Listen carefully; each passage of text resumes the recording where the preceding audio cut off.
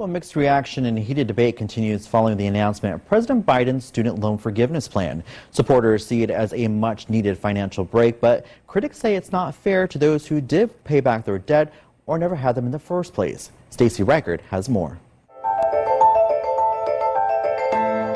You've got Dallas Hall there, you've got the fountain there, and the boulevard out down there. 2012 SMU grad Chad Cohen racked up about $25K in college debt before landing a job in oil and gas. I'm very pleased with my SMU education, but I think the deeper I get into my career, if you had told me I should have just gone out into the oil patch when I was 18, I think you could make an argument that maybe my career would have been even better. Now he's the president of a young Republicans group in DFW, thankfully with no student loan debt to his name. You know, I moved back in and lived with my parents when I graduated college, which is maybe not optimal, but was financially necessary. But with news of Biden's loan forgiveness plan coming out, Chad believes it's disconnecting former students from the accountability of their choices. Part of the visceral anger at this is, well, I look like a sucker now, don't I?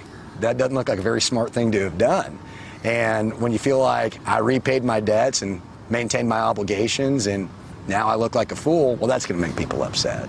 Jon Lawton is a financial planner with Open Air Advisors. He notes there's been two sides of the coin to this forgiveness. Those happy their loans are gone or dwindled a bit, and taxpayers unhappy they would be footing the bill. There's no guarantee that something like this is going to happen in the future. So if you are doing some of that college planning, look at the loans that you're taking out for the degree that you're going to get and make sure that those numbers line up. And that's where Jon and Chad agree, both saying Biden's plan is acting as a Band-Aid to the real problem of rising secondary education costs. Why is the cost of educating kids skyrocketed? Is that going to facilities? Is that going to administrators? Pay increases?